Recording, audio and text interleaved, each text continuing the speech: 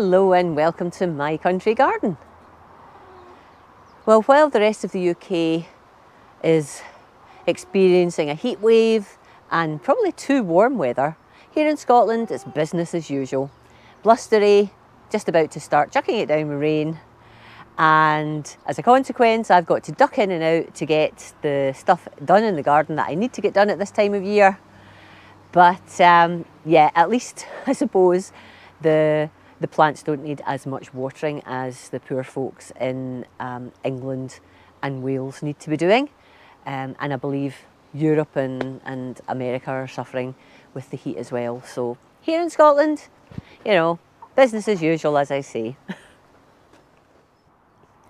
So over the past week, I have been doing quite a lot. I haven't done any filming though, and that's mainly because of the weather, and I've been working in pretty rubbish weather to get some things done, and also just the time it takes to get things set up and actually get the videoing done, because it does take a bit of time and that eats into the time that you actually have in the garden.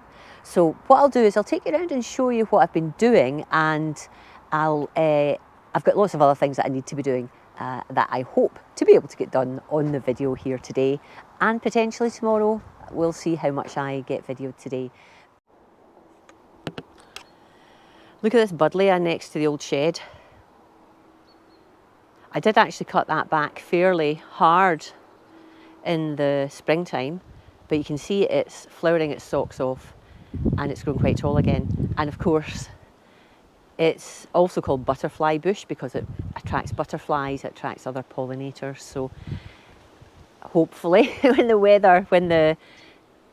wind dies down, we'll see a few more butterflies around. I've practically seen none. I think I saw a tortoiseshell, and that's it. Other than the odd cabbage white, there's not been much, which is a little bit worrying. But maybe they'll start coming soon. And certainly this butterfly bush or buddleia should attract them. The Kent blue peas are doing amazingly. Now I've already harvested a big bowl of them to eat as mange tout, but I'm leaving the rest, I think, to actually form peas, and I'm going to try eating them as peas. Now, Kent blue are a heritage variety, and maybe as a consequence they're maybe not as robust as some of the hybrids that are out there.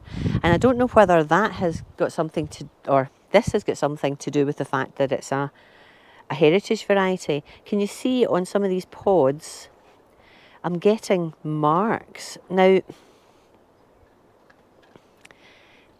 it doesn't feel like it's been chomped or rubbed or whatever. It doesn't sort of look fungusy. It might actually just be the colour of the pods, because I believe you do get purple tinging on some of the pods with Kent blue. Maybe someone more experienced than me can help me with that one. And that's really why I'm not eating these, some of these as mange tout, because I wasn't sure about that colouring. Now, it might be okay, and in which case, fine. But there's a few of them, the ones I picked so far don't have that. But there's a few of them that have. The more I look at it, the more I think, oh, maybe it's just the colouring of the pods actually, because they don't look unhealthy at all. So maybe someone that knows Kent blue peas can help me on that score. But the harvest I've got here is just phenomenal. Look at all these peas. So they are sort of starting to form peas in there now, so they're beyond the mange tout stage, if you know what I mean. So I am going to harvest these as peas, and I'll save seed as well. But gosh, absolutely doing brilliantly. Flowers are just about gone now though. So yeah, that's the status of the Kent blue peas. So this bed is turned into a Three Sisters bed with corn, squash and beans in. You can see the corns. It's looking nice and healthy. How many have I got? 4, about 16 I think. And then this is a Crown Prince squash that's already dominating. And there's a couple of little butternuts in here as well. And then we've got the odd little, I just had some spare French beans, bush varieties, and they're interspersed. I don't know whether they'll manage to hold their own here. Hopefully they will. So yeah, I'm very happy with this bed at the moment. Then at the edge of the bed where we had the garlic, or sorry, elephant garlic, I actually had 3 spare tomato plants. So I've just plonked them in. There's 2 sungold and a burlesque, I believe. And there was a couple of marigolds, although that marigold now has been chomped. But yeah, we'll see if they can survive in the outside world. Sungolds, I've done okay outside. I'll need to actually get some stakes. I see how wobbly they are now. The breeze has come up. And then just at the end of the bed there, you can see my 4 sunflowers of different varieties at this point in the bed. This one here starting to get multiple heads, which is great. I think that one's called Black Magic. Probably could do with improving their support as well.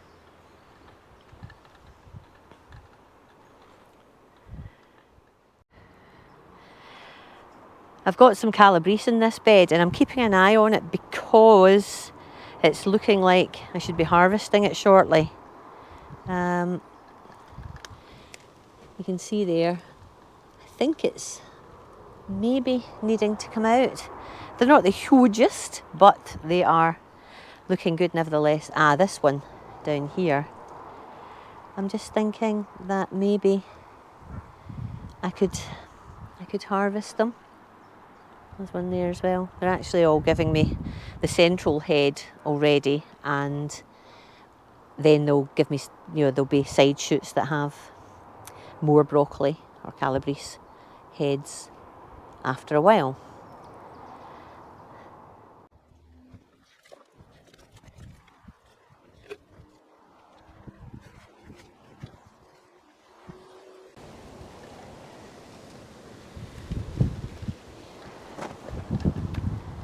Yeah, I'm thinking that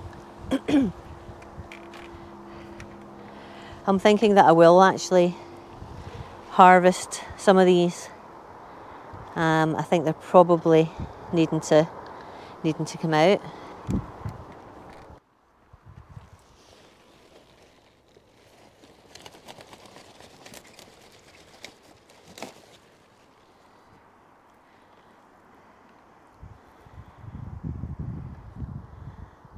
There we go. Actually, I left that little bit. Here we are. So yeah, I'm thinking that I just got this in time actually.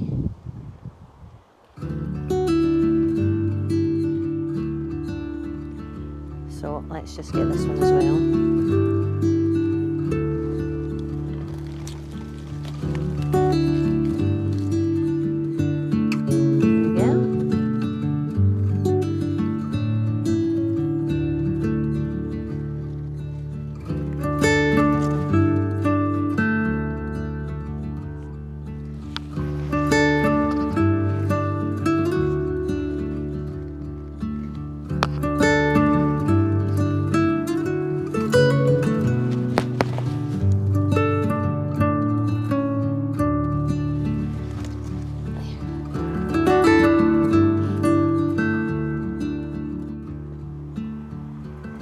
There we go. Nice bit of calabrese. And lots more to come. I think there's a few more central heads in some of the plants there. I'll keep an eye on and get them harvested shortly. And then we should get some little side shoots that will give us another little harvest as well. Now on the other side of that bed I have onions. And I've learned a bit of a lesson here that I will share. So these are lettuce. These are, I believe, exhibition onions, and they're all flopping all over the place, you can see. And that is because I believe I actually interplanted this with lettuce. Now I've got great lettuce, Marvel of Four Seasons, growing in between these, but I let them grow a bit big, and as a consequence they knocked over the onions, and the onions are a bit sort of weak and feeble now because they've been used to resting on the lettuce. So I'm a wee bit disappointed actually, because I had great exhibition onions last year. But, well, interplanting is a good thing. I just maybe left the lettuce to get too big and it interfered with the onions. Some of them are looking okay. They're not huge at the minute, but there's plenty of time to grow them. But what I have done is I've put more in. So I've actually put some little batches of multi-sown, let me take you in closer, multi-sown beetroot in here. So we can get those growing on, and they will remain in here even after I've harvested the onions. And then I'll have space for interplanting around the beetroot. So I'm trying to make the most of the beds.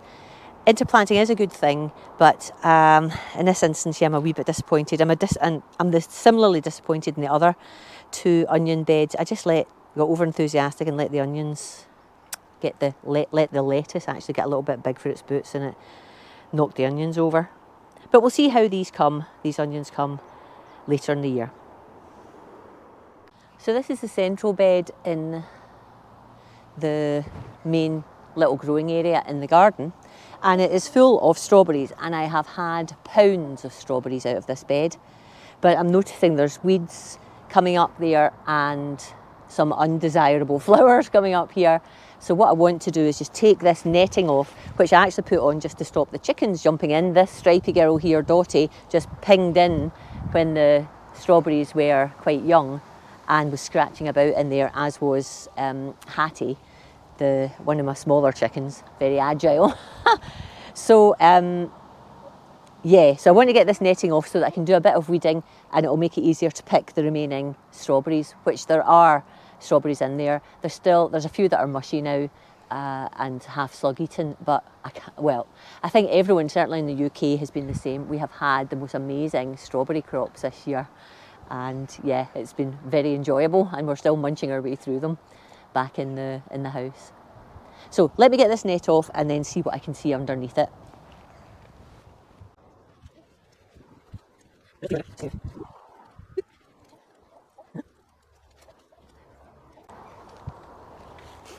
I'm hoping that since the bed is full of strawberries, that the girls will think twice about trying to jump in. It's when they can see earth that they think that'll be good to dig in.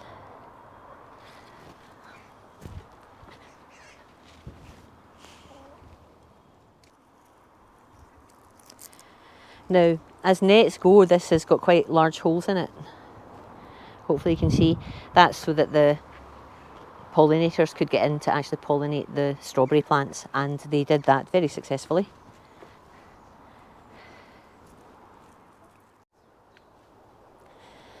Maybe I should get these ripe strawberries out before I do anything else, because they still keep coming. My word. They're not ripe.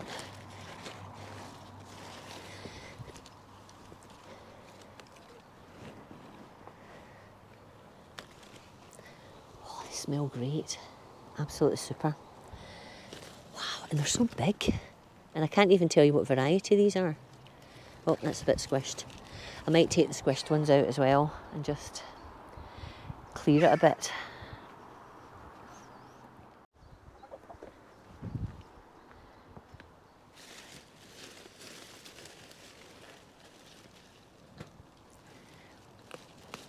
Oh.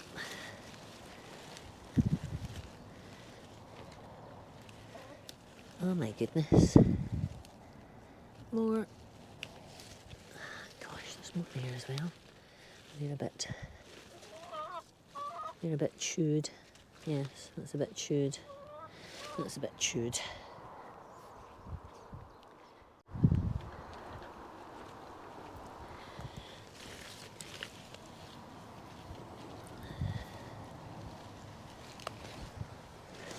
Oh my goodness. It is never ending. I have never had a crop of strawberries like this in all my days. I think this is the third year for these strawberries, so it's probably their last hurrah, to be honest. Although I would be inclined to try and keep them next year since they've been so good this year, but I suspect that's probably going to be them. That's the strawberry bed looking a lot nicer, I think. Right, and we really need to get some of this rhubarb harvested.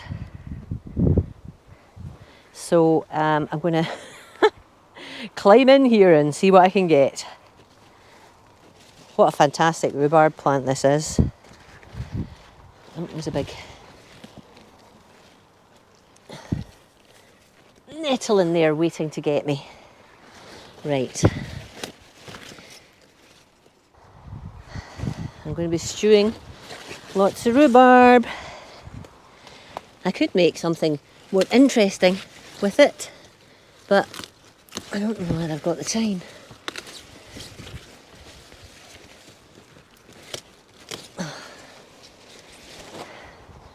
And it's nice to have the freezer with some lovely stewed rhubarb that I can make into crumble in the winter months.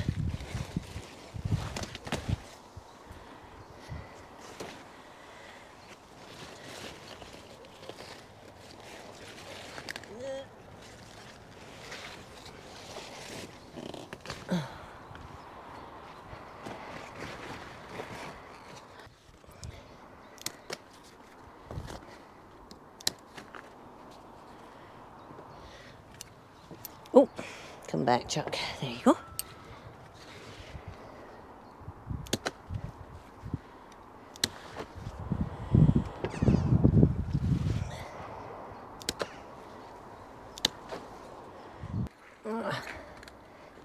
Here we are. Wonder if you could even see that. Never mind. So I've just had a seat to replace the battery in the camera because the other one had run out of charge.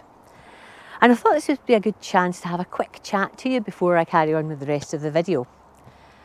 And it's a bit of a request, really. I would love it if now, while it's fresh in your mind, you would click the like button, assuming you like the video, of course. I'd really, really appreciate it. It does help the channel if you do things such as like the videos that you watch, as well as subscribe if you haven't already subscribed. That again, that would be lovely. My subscribers in the channel are increasing, but increasing quite slowly, to be honest. And that's fine. It's not just, I'm not making these videos just to, you know, have as many subscribers as possible. I am making them to be a sort of journal for myself, so that I know what I've been doing year on year, and it can help me each year when I'm growing. But yeah, it would be lovely if you like the channel and you like watching things regularly, if you would click the subscribe button and also click that little alarm bell, and that then means that you get alerted every time I post a video. So that's fantastic. If you would do that, much appreciated. It'd be also great if you would put in a comment. And actually, to that end, I'm doing a little experiment. If you've got this far in the video, could you please, just now, while I'm babbling on, could you just pop in a comment that says, got here? G-O-T. Excuse me. G-O-T space H-E-R-E. Got here. Just so that I know that you've got this far into the video. Now, YouTube gives you all sorts of stats about the percentage of users that are still watching at any particular time through the life of the video. And as YouTube video creators, what we use that for is just to see how, you know, the sorts of things that keep the attention of our viewers. So it would be good if you could just pop in got here in the comments, and that means, one, that you're commenting, and that's also good for the channel, and it's good to, you know, make YouTube realise that we've got interactions, but it also lets me see that you've got this far in the video. Sorry, it's all it's all to do with me just trying to understand how I can better improve the channel. And while you're at it, if you want to put any other comments in, I would really appreciate it. I have a fair number of views, but not everybody comments. And I know you don't have time to comment. I don't have time to comment on a lot of the videos that I watch. But I do try and comment as much as possible. Even if it's just, you know, enjoyed the video or whatever. If someone's asked a question, put in an answer. So if you could do that, I would really, really appreciate it. Because I want to try and work out how I can improve the channel to make it better for you as viewers, as well as still being useful to me as a journal of what I'm doing in the garden. Anyway, break over. I'm now going to have a look at some of the peas, the various peas I have got in the garden. I've already showed you the Kent blue peas, but I have 1, 2, 3, 4 other varieties of pea that I'm growing, and I think there may be some of those to harvest. I've done a little harvest during the week, but there might be the odd ready one, and I'll take you around and show you those. And then I've got some carrots to get in. I bought 2 new packets of carrots that are fine to be sown in July. A bit short of space to put them in, but I've worked out where I'm going to put at least a couple of rows of them, and I'll get those sowed as well. Right, so this variety of pea is Douce Provence, and these were the first peas to go in, and I've been cropping fairly regularly, and I can see there's still a few more peas that I can harvest just now. So I'm just going to grab a few of those. There won't be tons, because I actually got some in about 3 days ago. But I think we're probably coming to the end. But I'm going to pick some, and I'm going to leave some for seeds next year. In fact, there's one there that I'm going to leave. It's already gone over, if you like. It's too hard to eat now, so I'll keep that as seed for next year. I think that one's okay.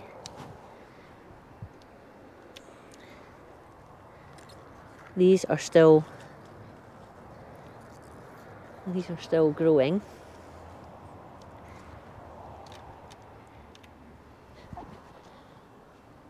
Let's get, I think these are okay to harvest.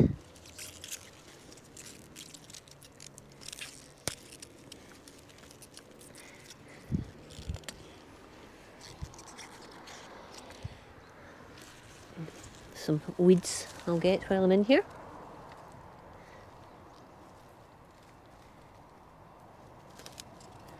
Oh, I think I just pulled this plant out, idiot that I am. Oh well, pulled the plant out, so the peas are getting harvested. Whatever, it looks maybe like it's a little bit deficient in something actually. It's had a busy old time, this pea plant.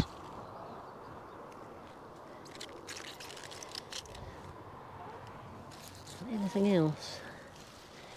They've sort of flopped over actually. I didn't have enough height to the support. Right,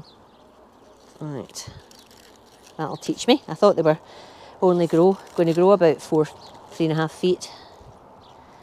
I think I'll leave that one on.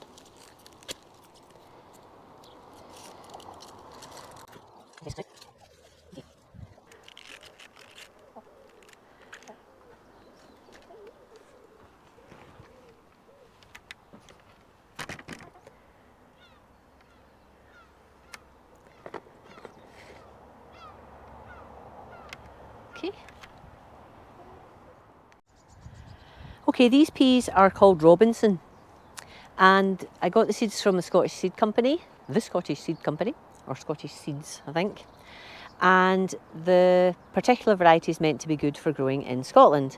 And you can see they're going to be quite big. If I just do this, they're not ready though. In fact, I'll need to support that again. That's needing tied in. But I don't have any ready quite yet, so we will keep an eye on those. I do notice, however, I've got a potato growing out of the out of the bed.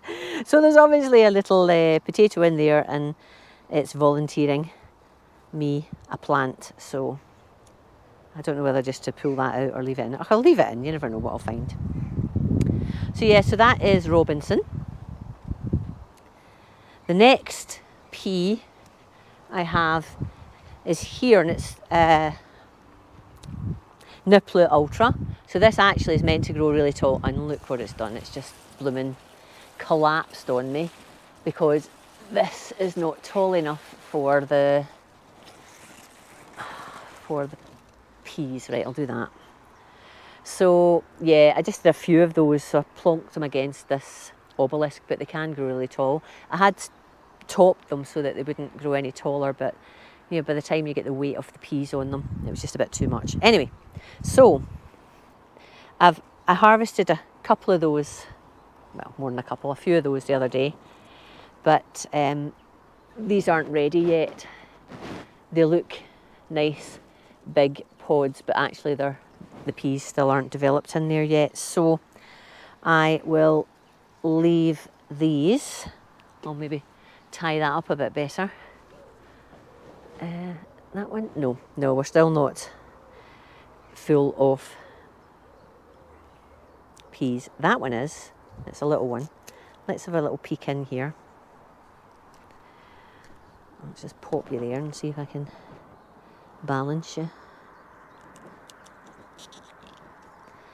Ah, there we go. That's nice. Can you see that? Da, da, da, da, da, da. It was only a wee short pod, but yummy, scrummy. 4 lovely peas.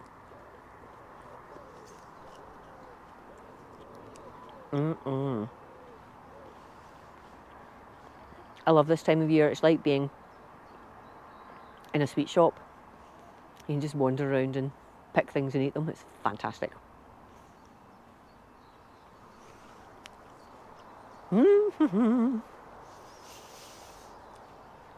Last pea variety, I don't think there's any ready yet. Well, there was some, but I've already harvested them the other day. One of my favourites, this is Oregon Sugar Pod Monge 2.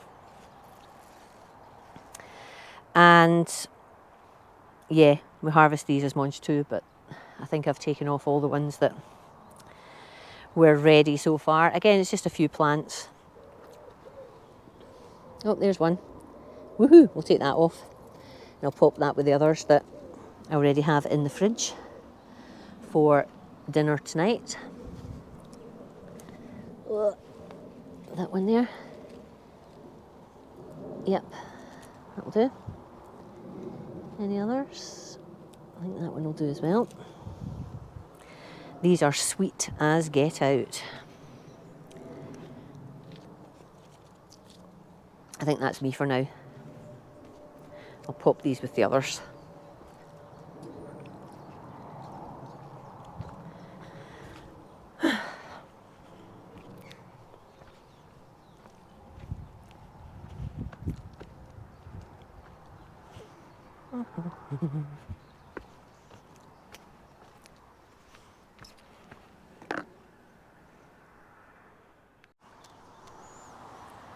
Oh, you just missed some fun there. I had the camera off.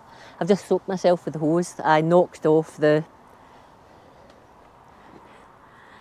bit of the hose by banging this on the edge of a bed. So I got soaked. So if I just show you let me just do that. You probably see I'm nice and soaking there. So I'm going to be going in shortly anyway because it's lunchtime. But before I do, I have got some peas to pop in. I think these packets got wet as well, which is a bit annoying. So I've got 2 varieties of pea. I've got Amsterdam Forcing and I have got Nantes 5. And these both are okay to be put in July. And what I'm going to do, I may well put them, create a couple of pots of carrots. But for now, I am going to, if I just move you here, I'm going to put a couple of rows, 1 row of each probably, into the paper house, little green mini greenhouse. I'll tell you a funny story about this. Can you see I've got, as well as the peppers, I've got stuff growing in here. And the other day I was chatting away to Tom, and I opened this up and I was just about to give this a water. I thought, oh God, there's grass growing in here. And I started pulling it out until I realised it's actually spring onions.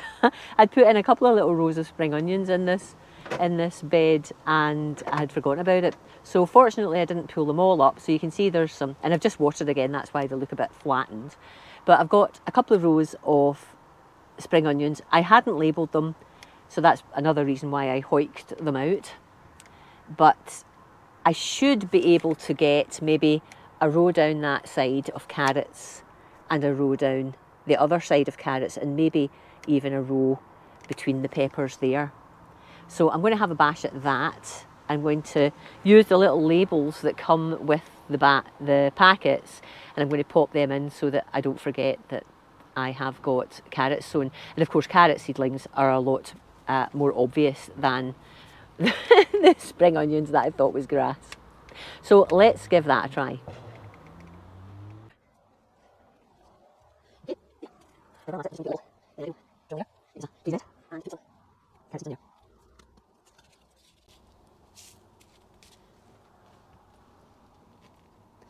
Right, so here we are, little harvest from this morning.